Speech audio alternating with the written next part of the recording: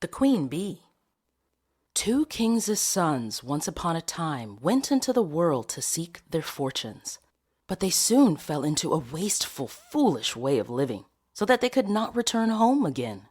Then their brother, who was a little insignificant dwarf, went out to seek for his brothers. But when he had found them, they only laughed at him, to think that he, who was so young and simple, should try to travel through the world, when they, who were so much wiser, had been unable to get on. However, they all set out on their journey together, and came at last to an ant hill. The two elder brothers would have pulled it down, in order to see how the poor ants in their fright would run about and carry off their eggs. But the little dwarf said, "Let the poor things enjoy themselves. I will not suffer you to trouble them." So on they went, and came to a lake where many, many ducks were swimming about. The two brothers wanted to catch two and roast them. But the dwarf said, "Let the poor things enjoy themselves. You shall not kill them." Next, they came to a bee's nest in a hollow tree, and there was so much honey that it ran down the trunk. And the two brothers wanted to light a fire under the tree and kill the bees, so as to get their honey. But the dwarf held them back and said, "Let the pretty insects enjoy themselves. I cannot let you burn them."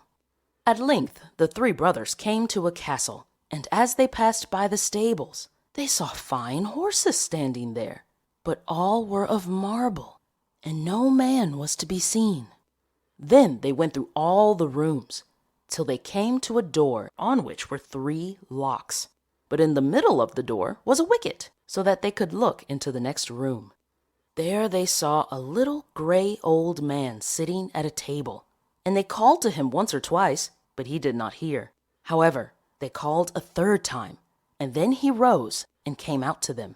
He said nothing, but took hold of them and led them to a beautiful table, covered with all sorts of good things. And when they had eaten and drunk, he showed each of them to a bedchamber.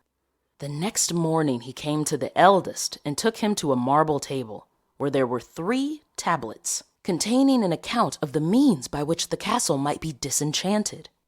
The first tablet said, "In the wood, under the moss, lie the 1,000 pearls belonging to the king's daughter. They must all be found, and if one be missing by set of sun, he who seeks them will be turned into marble." The eldest brother set out and sought for the pearls the whole day. But the evening came, and he had not found the first 100, so he was turned into stone, as the tablet had foretold. The next day the second brother undertook the task, but he succeeded no better than the first, for he could only find the second 100 of the pearls, and therefore he too was turned into stone. At last came the little dwarf's turn, and he looked in the moss, but it was so hard to find the pearls, and the job was so tiresome.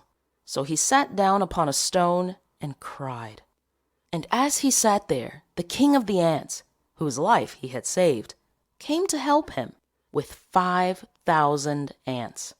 And it was not long before they had found all the pearls and laid them in a heap. The second tablet said, "The key of the princess's bedchamber must be fished up out of the lake." And as the dwarf came to the brink of it, he saw the 2 ducks whose lives he had saved swimming about, and they dived down and soon brought in the key from the bottom. The third task was the hardest. It was to choose out the youngest and the best of the king's 3 daughters. Now they were all beautiful and all exactly alike, but he was told that the eldest had eaten a piece of sugar, the next some sweet syrup, and the youngest a spoonful of honey. So he was to guess which it was that had eaten the honey. Then came the queen of the bees, who had been saved by the little dwarf from the fire, and she tried the lips of all 3, but at last she sat upon the lips of the one that had eaten the honey, and so the dwarf knew which was the youngest. Thus the spell was broken, and all who had been turned into stones awoke and took their proper forms. And the dwarf married the youngest and the best of the princesses, and was king after her father's death. But his 2 brothers married the other 2 sisters.